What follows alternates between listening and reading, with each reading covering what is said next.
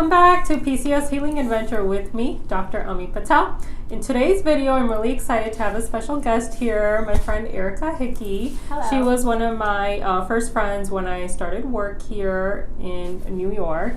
And she's one of the first people that I opened up to about my PCOS in early 2020 when I was struggling with the symptoms and feeling helpless and didn't know how to manage it. And when I was talking to her, she actually told me that she has PCOS too. And I was pleasantly surprised, to have someone to support me. And she was really supportive initially when I was trying to figure out what to do with my PCOS. So I'm really excited to have her here today. We're going to talk about her experience with PCOS, her pregnancy, and postpartum. So thank you, Erika, for being here to do this interview and share your experience with us. Thank you for having me. I'm excited to share my experience and bring awareness. Yeah, thank you. It's really important. So yeah, it's very important. So why don't you start off and tell us when and how you were diagnosed with PCOS? So I was diagnosed with PCOS back in November. So 2015 I was diagnosed. And my whole childhood I had horrible cramps. I used to get very sick. I was fatigued. I used to profusely vomit, pass out. I was always hospitalized. They could never figure out what was wrong with me. And I was just like, this cannot be normal because I felt very down. I felt bloated. I had such bad, the cramping from the back, the front. It was just horrible. My weight gain. So my weight actually will fluctuate. I would gain weight tremendously, and then I would drop it, and then I would gain it back, and I would drop it. And at that time, I had I was terrified, and I went to a couple of gynecologists. And the first thing that they want to do is medicate. So birth control and metformin. Exactly. So what I ended up just doing, I went to my sister-in-law. She had introduced me to her GYN. She was like, hey, I told her my symptoms. I was giving her my symptoms. She was like, well, maybe you should try my GYN. I was like, I'm so tired of trying because you go, you explain, how it is. You go, you explain how you're feeling and whatnot. And automatically they want to put you on birth control and metformin. Not even metformin, it's just they want to put you on birth control. Oh, your cycle is irregular. Oh, you just need birth control. Oh, you have cramps. Oh, you need birth control. And I'm just like, no, something is wrong. Something's wrong. I need to understand what's going on. And I feel like sometimes as we get intimidated by doctors, and we just listen to what they tell us to do, and we just take the medication without understanding what's actually going on with our bodies. And I feel like it's very important for us to understand and to be advocating to know what's going on with you. And at the end of the day, you have the power to know, and it's their job to tell you or to help you. So I found out, then I decided to go and have a consult with my sister-in-law's GYN at the time, and he was amazing. Good. And I was a little skeptical because he was a male, and I was just like, oh gosh. I was like, I've never had a male GYN before. I've always had females, and surprisingly, he was a lot more patient, a lot more understanding. And he sat and he listened, and he goes, tell me what's going on. Tell me how you feel. What led you here? And he's also a fertility GYN, and he specialized with that. And I was just like, oh, that's not what I was really looking for. That's why another reason why I was skeptical. But he explained to me, after I told him my symptoms, he was just like, okay, I'm gonna take you in for an ultrasound, if you don't mind. So I went in for an ultrasound, and when he got my results back, he saw that I was extremely cystic, and I had fibroids everywhere. So he said to me, he was like, based on your symptoms in the ultrasound, he said, from my diagnosis, I believe you to have polycystic ovarian syndrome. And he was just like, it's very common, but it's not talked about. But he was like, usually a lot of people go from, oh, it's endometriosis, but he said this is different. So when he explained to me the difference, that's how I found out. I was just like, oh wow, and I got a little bit nervous. Mm-hmm. I was just like, what is this? And he said something to be scared about. And he was just like, with just, me educating you on what it is and how to take care of yourself and how to, he was like, it's treatable. And he was like, you have a normal life. And that's what I needed to hear. Yeah. So it was amazing. Yeah, he sounds like a really good doctor because he actually seems like he understands about PCOS. Not a lot of doctors do, which is why they feel more comfortable prescribing, birth control and metformin. Mm-hmm. And, it's nice that he told you that, you can live a normal life, which is very true. Initially, like, when women find out they have PCOS, they don't know that they can live a normal life. They think they're just going to have to struggle with, like, infertility. Like, definitely. That's all they ever get. That was the first thing I thought. I was just like, oh, no, I'm not going to be able to have children. Yeah. I'm not going to be able to have a family. And, as women, that's something that we yearn for. And he immediately, he was like, stop thinking. Yeah. He's like, because you're going to go to the extreme, you're going to just, he's like, just stop thinking. And he was like, don't overthink it. And he goes, take everything one step at a time. Yeah, and he was like, he was like, first things first, this is what's going on. And he was like, and let's understand what's going on. He was like, once you understand and you get a gist of what's going on, then we move to the next step. Right. And this is how we're going to treat this. And one of the first things that he asked me was, are you regular? And at that time, I actually wasn't regular. Mm-hmm. I wasn't having a regular cycle. I actually was skipping a month every year, 2 months every year. Mm-hmm. And every 6 months I would skip. So once every year. And I said, when I told him that, he was just like, that's no reason to put you on birth control. Yeah, and he was like, sometimes that's just natural for your body. Yeah, it is. And he was just like, every woman is different. Yep. And he was like, understand, if you skip 1 month, it's not like, you're only having 3 or 4 cycles throughout the year. He said, then we will have to discuss other things. But no, he wasn't quick to medicate me or anything like that. So that's good. But that's how I found out. Yeah. I was nervous, but he made me feel so comfortable to learn and talk, and he always, kept his phone up. Yeah, I mean, that's a common experience with many women with PCOS. Like, they go through many doctors until they find one that, can listen and understand and guide them. So, since you didn't take birth control, like, how did you learn to manage your symptoms? So, part of his treatment plan was managing my diet and exercise. That's good. And he expressed the importance of eliminating dairy. Mm-hmm. And he was like, cutting dairy is so important. He was like, because dairy and sugars, they aid in so many other health problems also, but I didn't realize how much they aid in cramps. Mm-hmm. And he told me how to, he was like, he gave me a list of things to, I wish I would have put it, I apologize. That's okay.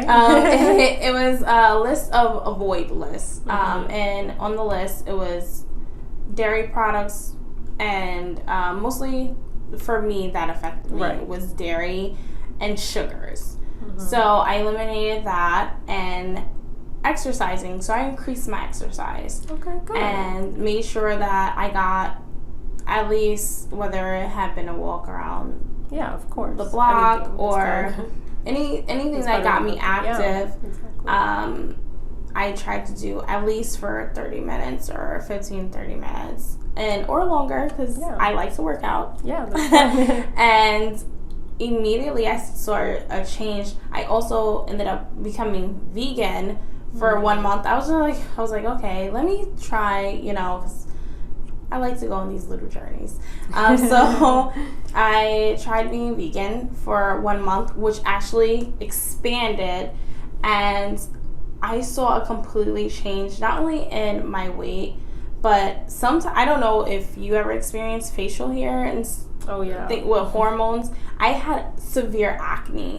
When I was younger, like, you know, pre, you know, menstrual, never did I have acne. And soon as I hit acne like crazy, it was so bad. It was so bad from the hormonal change. Women with PCOS. Right. Yeah, of course. It was so bad. And you know, sometimes you could get insecure and whatnot. But I noticed when I became vegan, my mood had subsided. Like, I didn't have the changes in the mood. The mood swings were gone.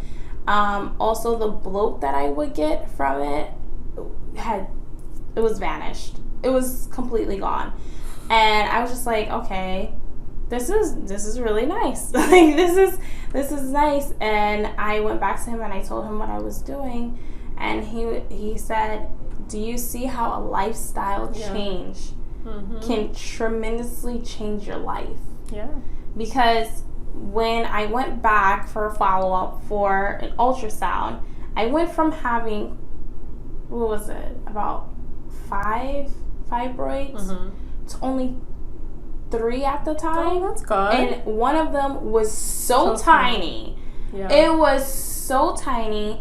He was just like, I don't even want to say that it's there. And I was just like, that's so good. Yeah. It went from, and it was just a change in diet and exercising. Yeah, it can make a big difference. It can make such a big difference. And it's really important to watch, you know, what you eat and see how, you know, where it takes you. Yeah, and my skin had cleared up a lot better. It wasn't like completely gone, but it cleared up a lot better. So I was very happy to know that. I did try the metformin stuff though. That was I did, because he was just like, oh, we can try metformin if you want, but it wasn't the first option. I did try the metformin and I hated it. I was just like, this is not me. And I mean, like, sometimes you may need a medication to kind of get started, and it's okay to be on it like for 3 to 6 months maybe, just to kind of get you going and help you out if you're kind of stuck. But it's just like, you know, as long as you understand the side effects and there's an end goal of like coming off of it, you know, that's what I think. And then you don't want to just be like, you know, on it forever without making lifestyle changes. Like, it can definitely aid you in the lifestyle changes you make. So that's good. Was there like a specific symptom that was like harder to manage than anything else? I know you mentioned acne. I don't know if there was like anything else. Oh God, the acne was really hard, but that came with, you know, time for what I was putting in my body, the sugars. Yeah. And it was I noticed that too for myself. Like, if I eat sugar, or like if there's a weekend and I'm like out and then I have like, you know, something sugary, then I know like, okay, a couple of days from now I'm probably gonna get a pimple. Right, exactly. That's but no, for me it was more my biggest struggle was the weight gain. Oh yeah. That was hard. It was the weight gain. So I had went up to what at the time, which was my heaviest. I was about 178, and I got so scared. I was just like, I'm not. And you want to know what it is? It's hormonal, because you're not eating the things to, you know, make you gain all the weight, and you're just like, okay, what do I do? What am I doing wrong? And then you get frustrated, you get sad, and then you get depressed, and it's like, what am I doing wrong, and how do I stop this? How do I fix this? And that was a big struggle, but because of that, it pushed me more towards the exercise, and it pushed me more towards the eating clean, because I realized, you know, the sugars and the dairy, that's what created the bloat, and especially the dairy. Yeah, a lot of people it can cause inflammation. Yeah, a lot of people don't realize. A lot of people don't realize that, and you know, it makes your cramps worse. I don't know why people, you know how like you get your cycle, you want something sweet, you crave something sweet. Yep. But It makes it worse. It makes it so much worse. I know, it's like just like an awful situation to be in, because it's like you have to try harder to fight your cravings, and you crave it more even though you know it's bad for you. Yeah. So tell us a little bit about your pregnancy. Like, were you experiencing any PCOS symptoms during pregnancy? So when I became pregnant, I was in the beginning, I was considered high risk because I already had PCOS. And when you have polycystic ovarian syndrome, you become pregnant, they're already on the fence that you're going to have preeclampsia. You're going to have hypertension. You're going to have, they already start pushing these things on you before your child is like, even, you can even see it being it. Like, they just push it on you. And you're just like, okay, wait, hold up, relax. But I did end up having preeclampsia and hypertension, but it happened later down the line when I was, I want to say like 7 months pregnant.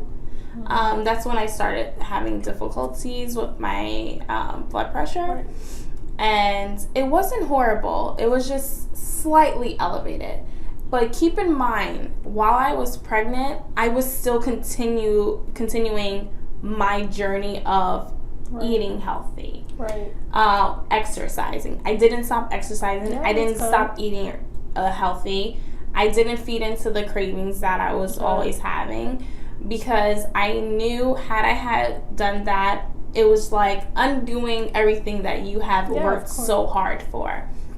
But I had the preeclampsia, I had the hypertension later down the line, and in my pregnancy, closer more to my delivery date, which actually caused the issues that I had during delivery. And that was a little bit nerve-wracking, just a little bit, because my pressure was very high when I got to labor. It was so high that they put me in front of the nursing station, and I felt fine. I didn't feel like anything was wrong. I didn't even know my pressure was high. And they were like, "Your pressure is so high. Are you like, is everything okay?" And I was, "Are you nervous?" I was like, "No, I feel fine." And but the baby was fine. They monitored the baby. Everything was copacetic. I was happy, but because of I still had 2 fibroids when I was pregnant. So they also monitor you. So throughout, when you find out that you're pregnant, and you have polycystic ovarian syndrome, you are actually, they say you're high risk because they want to monitor the fibroids. So they monitor my fibroids throughout my whole pregnancy. They did not grow. Oh, that's good. And they didn't grow at all. Thankful for that. But in some cases, there are possibilities where they can grow. So that's why also I feel like, maintaining your a proper diet, exercising, staying active, moving and whatnot, it helps aid in, reducing the fibroids or cysts to multiply and reoccur and all of that. But I got really lucky. It's just very important to... Well, you worked hard for it. I don't think you got lucky. You worked hard, right? You maintained your lifestyle. I did. That definitely, I think, helped you with reducing the risk of other issues. Like, I know, miscarriages is a big risk with polycystic ovarian syndrome, gestational premature labor, gestational diabetes, having a C-section, and postpartum depression, and, fortunately, you didn't experience most of them. You only had the hypertension. I did experience postpartum depression, though. Okay. That was something. And it wasn't... it was more so in the sense that... I can't even explain that. It's really real. A lot of women don't think that it's real.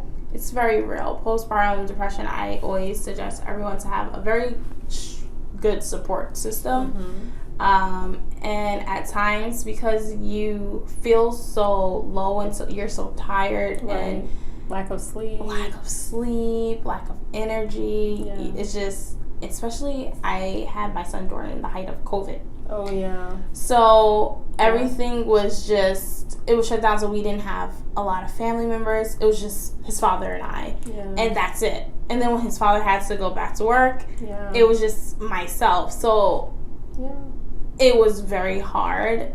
Environmental stress can contribute, plus, you know, the downs of having polycystic ovarian syndrome. It was a lot, but I feel like personally I didn't have to have any medication for it, because I just, you know, you talk about it, you have a support system, people who understand where you're coming from. The nurses from my hospital, they were amazing. And I was very, very blessed to have them, and that's how I was able to get through that. And it's real. It's real, and it could get better though. It gets better over time. In the beginning, it was really, I immediately felt the shift in emotion. I immediately felt a shift in emotion, but after a couple of days, I was okay. Okay, that's good. Okay. Well, thanks for sharing that. Yeah. Don't be nervous. Yeah. After a couple of days, I was okay. That's good. Yeah. It could be, that part can be scary, the anticipation. Yeah. But don't anticipate that, because not everyone experiences it. Yeah. And I think having that strong support system and those encouraging words and people around me, in the sense of, not directly, but like when I was in a hospital, they were amazing. That's good. They were amazing. Even my lactation nurse came and just sat with me and just laughed and made me laugh, and was very helpful. But it's really important. I feel like ways to eliminate postpartum depression is by having the strong support system and taking turns. Like, you know, caring for the baby. Yeah, caring for the baby. Making sure that you get the amount of rest that you need, that you're staying hydrated, that you're eating. Because when you don't eat and you're not hydrated, you're ready to get irritable. Because the pregnancy symptoms don't immediately disappear. Yeah, of course. And all your hormones are wacky. Yeah, it takes time for sure. Definitely. Yeah. Well, thank you for sharing that. Of course. How have your symptoms, other PCOS symptoms, changed after your pregnancy? Is it similar to how it was before pregnancy or anything? No, completely different. Completely different? Completely different. Oh, wow. So, I have one fibroid now, and it's like this small that my doctor goes, I need a microscope to see it. Well, that's good. Yeah, I have one now, and I don't get the cramps that I had before. That's really good. I have no cramps whatsoever. The only thing I do experience is like slight back cramping, but it's more so of a discomfort, but nothing like what I had before. Nothing like passing out, feeling nauseous or anything like that. I don't get any of that. I haven't experienced it. I still eat pretty healthy. I still exercise. Good. And I dropped more weight than what I started out with. Wow, that's good. I don't know where that came from, because in my first stages, I guess breastfeeding definitely helps. I breastfed up until 4 months, and after 4 months, even before 4 months, what was I? I think I was 2 months postpartum, and no, 2 weeks postpartum. Okay. I went back to the weight that I had started out with. Oh, wow. And then 2 months later, I started to lose more weight. And I was just like, how is this happening? Because I wasn't really doing anything. Yeah. And I guess like running around with the baby that takes a lot of energy. Oh, yeah, I'm sure. It takes so much energy. And I did not have, no cramps. The only thing that I still have is the acne. It's never leave me. I've learned to accept it. It's not gonna leave me. I've learned to accept it. The The bloat, I still have. You still feel a little bloated, but I don't feel it as bad. I feel like it's like a whole 360. I feel like a brand new woman after I had my child. And I thank him all the time. I'm like, thank you so much. You gave me a new body. But no, I don't experience a lot of the symptoms that I had before, and I haven't had any reoccurring fibroids at all. So that's good. So far, everything's amazing. That's good. And it's interesting. I mean, I've heard that like women have different experiences after pregnancy with their PCOS because of the hormone changes. So that's really good that, you know, for you it's gotten a lot better. Oh, so much better. So much better. The next thing I want to ask you, so in general, we talked about this before a little bit, like, you know, women with PCOS, we have insecurities about our bodies because of acne, hair loss, excess weight. Mm-hmm. So how did you handle this well, we talked a little bit about before, but after pregnancy when you experienced more changes to your body?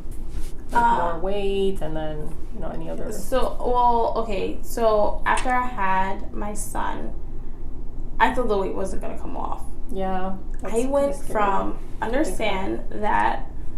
from weighing 175 to 228 pounds. And it's not about the number. It's not about the number or anything like that because you're pregnant. I get it. It's fine. But after I had my son, I was just like, in your mind, as women, we think, oh, you push the baby out, everything comes off. I know. No, I mean, it doesn't work like that. And I was just like, well, is this because I have fibroids? Is this because of this? Is it because of that? And that is what hit in my postpartum depression. Right. Because I thought, and no one talks about, first of all, no one talks about postpartum. That's why I'm so happy you are. Thank you. Okay. Postpartum is... delivering a child is not the tedious part. It's the postpartum. The postpartum, oh my gosh. It is... there's no words. I can't even. There's no words. You definitely need help, is what I have to say. After having a child, there's so many things that they don't tell you about, whether it be, for example, having PCOS. Some people experience hemorrhaging and whatnot. Mm-hmm. Tons of that, especially right after you have your child. A lot of people, when I asked my sister, I was like, did you ever experience any of this? And she was like, no. Oh, man. She was like, I've never experienced that. And for me, that kind of made me nerve-wracked. Like, it was nerve-wracking for me. Because I was just like, oh gosh, it's because of this, thing. I'm terrified. What is happening? No one talks about it. And I don't understand why. I don't understand why no one talks about postpartum and what it takes to age your body back to good, to better health and whatnot. Not better health, but back to what you were before. Yeah. Of course. Back to, being yourself. Feeling like yourself, being yourself. Because being pregnant is one thing, but after you have a baby, you really don't feel like yourself. Yeah. You're like, okay, this is my body, but this is not my body. Yeah. And it's not about the figurative part, it's about the feeling part. Mm-hmm. You feel very just heavy in every aspect, and it's just definitely have a support system. That's all I really can say with that, because encouraging words go a long way, and that's what I experienced for myself. The encouragement of my friends, my family, that's what got me to mentally, so I can do what I needed to do physically, right, and how to readjust. But No, thank you for sharing that. And that was going into my next question, like now that you have the baby and you have, like more responsibilities and less time, how do you still like prioritize your health so that, you can manage your PCOS? Oh, I meal prep. That's good. Smartest thing ever invented. Meal prep. I meal prep every Sunday. Him and I, yeah. So now that the weather is nice and whatnot, we go to the park. Before, when I was on leave, what I did was I used him as a weight. Your baby? I used him as a weight. So like I would hold him and I would do like sit-ups with him, like for exercise, and I would just lift him in the air and he was smiling. I'm like, That's cute. Yeah, and babies are weights. Like, in the beginning they're pretty light, but as they get pretty heavy. Yeah, I'm sure. And, exercising with them, or I would use my one of my baby holders, the carriers, and I will just do either yoga with him, like on me, good. And it helps kind of build your core strength. One thing with having polycystic and the shedding of everything, like getting back to normal, I always suggest the waistband because it helped me finish my postpartum shed so much quicker. Okay. So much quicker, and it it made me feel a lot more, I don't want to say secure in a sense, but when you come to exercising, it's very hard to do for the muscles. Right. So it definitely helped the muscles. Like heal the muscles. Repair. Okay. Yeah. Good. Definitely, it helped repair. The stretching.